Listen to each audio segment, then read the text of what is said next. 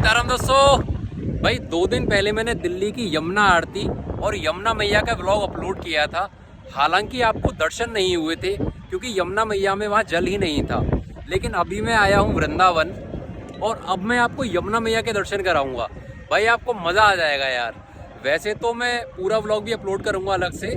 अभी मैं आया हूँ, इमली ताला मंदिर है उसके सामने और यही यमुना मैया है यार। अब आगे करो आप यमुना मैया के दर्शन। ये है दोस्तों पार्ट 3 मेरे वृंदावन व्लॉग की नई सीरीज का। पार्ट 2 में मैंने आपको दर्शन कराए थे कालिया मर्दन मंदिर में विराजमान कन्हैया के और कालिया नाग के। इनके दर्शनों के बाद दोस्तों मैं चल पड़ा इमली ताला मंदिर के दर्शन करने के लिए। वहां जाकर मैंने देखा कि सामने तो यमुना मैया विराजमान है, तो मैंने सोचा क्यों ना पहले इनके दर्शन कर लिए जाए। फिर मैं आ जाता हूँ दोस्तों यमुना मैया की तरफ। यहाँ एक बाबा चारा लेकर बैठे हुए थे, तो इनसे लिया मैंने थोड़ा सा चारा और हो गई अपनी गौ सेवा। छोटी वाली टोकरी है दोस्तों 10 रुपए की, मीडियम वाली है 50 रुपए की और सबसे बड़ी वाली है 100 रुपए की। ये मैंने आपको इसलिए दिखाया क्योंकि अगर किसी भी तीर्थ या धाम में जाकर आप कोई भी छोटा मोटा पुण्य का काम करते हैं तो उसका जो फल आपको मिलता है वो कई गुना होकर मिलता है। दूसरा ये कि यहाँ पे आपके 2 फायदे हो गए। एक तो ये बाबा की मदद हो जाएगी, दूसरा 10-20 रुपए के अंदर आपकी गौ सेवा भी हो जाएगी। इनके बाद दोस्तों मैं बैठ जाता हूँ नाव में, क्योंकि यमुना मैया के दर्शन नाव से बढ़िया आपको नहीं हो सकते। पूरी यमुना मैया आपको देखने को मिल जाएंगी अच्छे से। आसपास के जो घाट हैं वो भी आपको देखने को मिल जाएंगे। यमुना मैया का जो बहाव है वो भी आपको देखने को मिल जाएगा। बाकी दोस्तों यमुना मैया की कहानी मेरे पास नहीं है बताने के लिए, लेकिन हमारे संत और शास्त्र यमुना मैया के बारे में कहते हैं कि यमुना मैया कोई और नहीं बल्कि कन्हैया ही यमुना मैया के रूप में जल बनकर बहने लगा है। तो अगर आप कन्हैया का एक रूप अपनी आंखों से देखना चाहते हैं तो आप यमुना मैया के दर्शन कर सकते हैं। अगर आप देश या दुनिया के किसी भी कोने में बैठकर यमुना मैया को आप याद करेंगे तो आप यकीन मानो आपको वैसा ही फल मिलेगा जैसे आपने यमुना मैया के साक्षात दर्शन किए हैं या